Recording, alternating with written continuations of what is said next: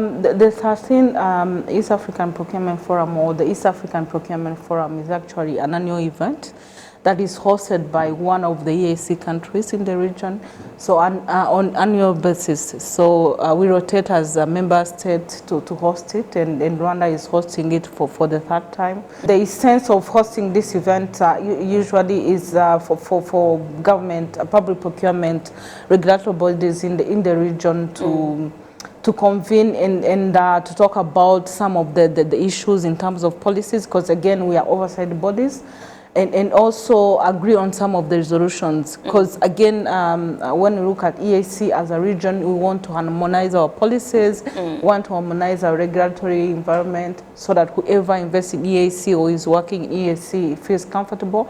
So we convene to agree on some of the things that we need to, the agenda that we need to speed up in terms of how we regulate the industry, but also come up with the resolutions.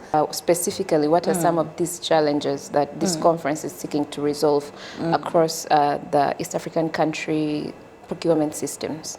So when you look at the theme for this year, it talks about strengthening integrity and accountability for effective public procurement, but also which responds to emergency, for effective emergency response, such as COVID. So for this year, what we are trying to achieve and challenges that we are trying to solve out of it is to understand how easy our legal and regulatory framework are flexible to accommodate situations such as COVID, but also by strengthening the accountability around that, and also ensuring that the principles, government fundamental principles governing public procurement are not much affected. So we'll be looking at the legal and regulatory environment in the region, the investment we've done in technology, how that has helped. And for those countries who are remaining behind, also it will be a wake-up call for them to start thinking on how best they can respond to emergencies, but at the same time also ensuring that accountability, integrity, and those fundamental principles are also safeguarded. Absolutely. Of course, you mentioned that COVID-19 has been a challenge, and I am sure the procurement systems are no exceptions. But moving forward, what needs to be done for procurement systems to be more prepared for other emergencies?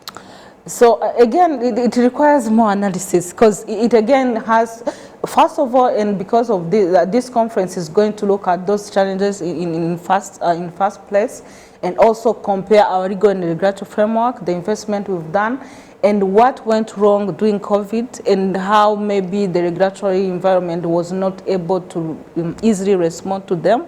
And from there, we'll take resolutions that will help us to be prepared going forward. So that is what where we are looking as positioning ourselves to maybe to understand how this conference can be like a platform for sharing the ideas. And as I said earlier, we are trying to change the concept a little bit, where we are even opening up to other participants. For this time, we have some industry experts who will be in the room, researchers, higher learning institutions, and also public procurement practitioners in the industry, so that we can all share our experiences and together come up with some of the recommendations that can guide going forward, can guide the way we structure the policies, the investment that we make in terms of public procurement, and so that whenever we have any sort of emergency in the future, we are able to cater for it, but also keeping in mind that those fundamental principles have to be safeguarded. Definitely. Ms. Joyeuse, before I let you go, maybe this conference happening annually, what are some of last year's resolutions that have been achieved so far? Yeah. So in terms of some of the resolutions that I can remember, we're supposed to improve the legal and regulatory framework. So when you look at the EAC, and one of the presentations that we'll be having is to compare some of the resolutions and how we've been able to implement them throughout the past 12 years. But also one of other resolutions that is being implemented is the investment in e-procurement systems. So for Rwanda, when you look at the region, we are somehow ahead, but we have also other countries that have invested in the e-procurement systems. And those who somehow are remaining behind, they are also interested to do those investments.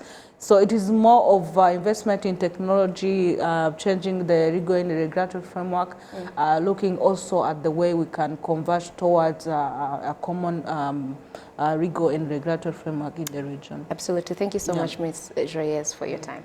Okay, you're most welcome. Thank you.